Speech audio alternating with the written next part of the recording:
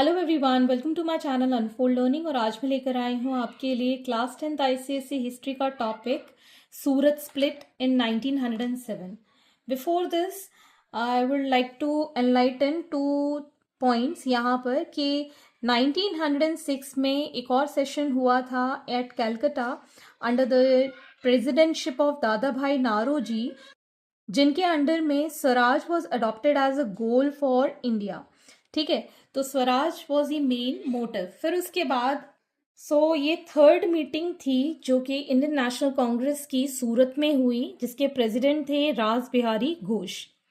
अब यहाँ पर जो इंडियन नेशनल कांग्रेस थी, जिसमें कि मॉडरेट्स जो कि बिलीव करते थे पीस पर, पेटिशंस पर, प्रेयर पर, 3 पीस जो हम प्रीवियसली वीडियोस में भी डिस्कस कर चुके हैं, और ये सारी चीज़ें ब्रिटिशर्स के हित में लाने के लिए अपनी डिमांड्स आगे रखते थे। और ये जीके गोखले उस टाइम पर इनके लीडर थे। फिर रेडिकल्स जो थे, जिनका कि काम थोड़ा सा एजिटेशन का था, नारेबाजी आंदोलन करके जो काम बनवाते थे, और ये काम कर रहे थे लीडरशिप ऑफ बाल गंगाधर तिलक।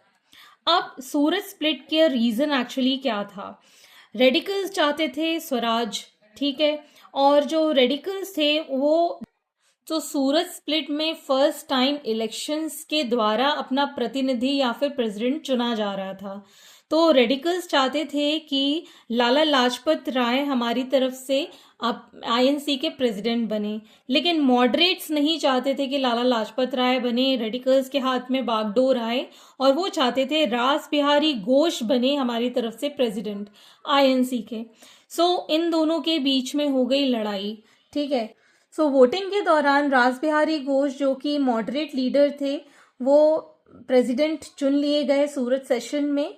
अब सेशन के दौरान लाला लाजपत राय कुछ पॉइंट सामने रखना चाहते थे, बट मदन मोहन मालवीय जी ने उन्हें कुछ बोलने से मना कर दिया। और ये देखकर एक्सट्रीमिस्ट जो थे, रेडिकल्स जो थे, वो भड़क गए, और जो मॉडरेट्स और एक्सट्रीमिस्ट थे वो आपस में झगड़ा करने लगे। तो इस कारण से क्या हुआ, इन बिटवीन द इलेक्शन जो एक्सट्रीमिस्ट थे या रेडिकल्स जो थे उनको एक्सपेल कर दिया गया, निष्कासित कर दिया गया। लेकिन इवन के उन्हें निष्कासित कर दिया गया, फिर भी उन्होंने बाहर कोई ऑर्गेनाइजेशन नहीं बनाई, अपनी कोई अलग से पॉलिटिकल पार्टी नहीं बनाई, और वो बाहर से ही काम करते रहे।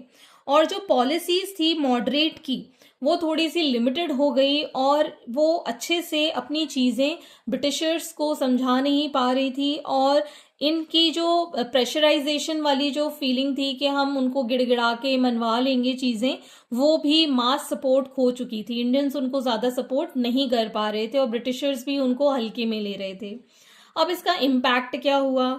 सबसे पहला इम्पैक्ट तो यही समझ लो कि लॉर्ड कर्जन विक्ट्री हो गई उनकी इस चीज पर। उनको ऐसा लगने लगा कि मैंने तो इंडियंस पे जीत हासिल कर ली है। मतलब उनका जो मुद्दा था लॉर्ड कर्जन का, डिवाइड एंड रूल, इस टाइम पर वर्क कर गया।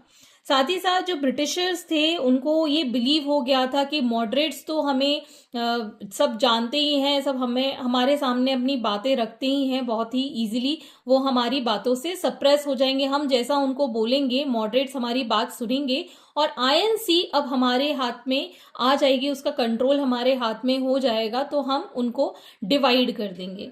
ठीक है, तो आईएनसी की कमजोरी उनको पता चल गई और उन्होंने उसको डिवाइड कर दिया, और फाइनली उन्होंने सेपरेट इलेक्टोरेट का प्रपोजल आईएनसी में मॉडरेट्स के द्वारा रखवाया गया।